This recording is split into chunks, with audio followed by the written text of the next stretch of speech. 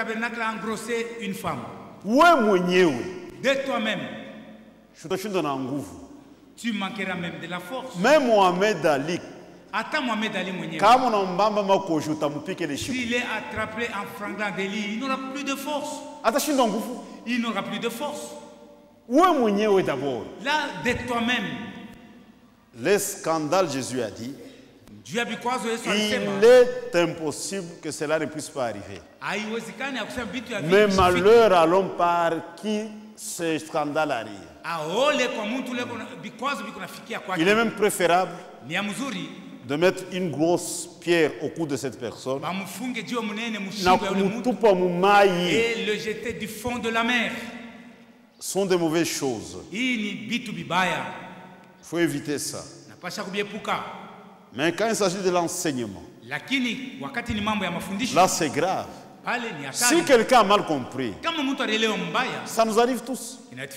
La vérité vient, il reçoit la vérité, c'est très bien. Mais il a combattu contre la vérité pendant des années et des années. Branham c'est Dieu. Même si tu changes d'opinion, tu vas rester dans les bancs. Il y a même des actes, quand vous les posez, vous détruisez votre ministère. On a détruit le ministère. Tu prends les gens, tu vas avec eux. Les autres meurent dans monde, les autres retournent dispersés. Si tu retournes, c'est bien, nous n'allons pas refuser. Mais c'est que tu as comme acte. Tu as prouvé qu'on a un ministère au Mouniou. Au début, là, tu n'avais pas de ministère.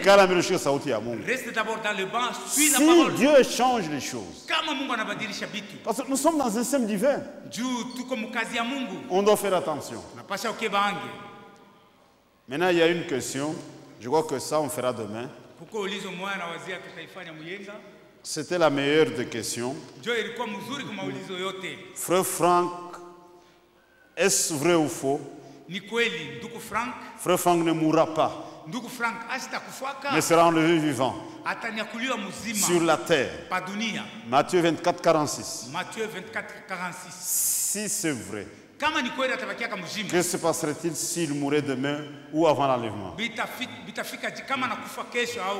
On va répondre ça demain. Même on peut répondre ça maintenant. Demain ou maintenant? Dimanche ou ça.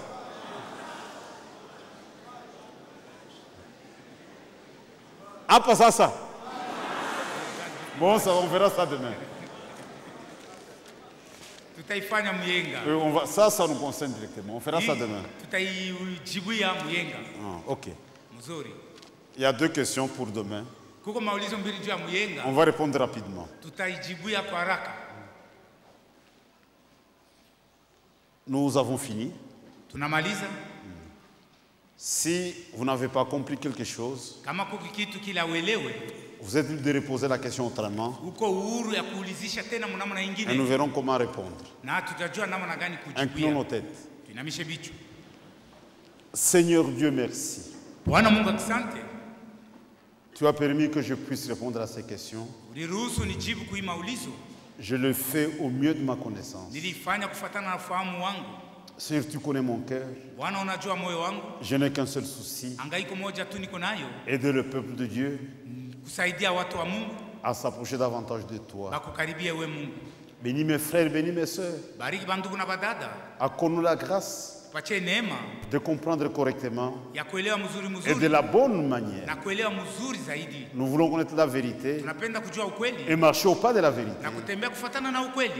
Mes frères et sœurs ont été patients. Ils l'ont fait parce qu'ils t'aiment.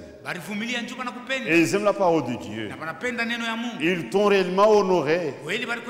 Et tu as dit dans la parole de Dieu, j'honore celui qui m'honore. Je te prie, Seigneur, de venir chacun de façon spéciale. Il fait tard. Accompagne chacun d'entre nous et fais en sorte que tous nous puissions atteindre notre destination.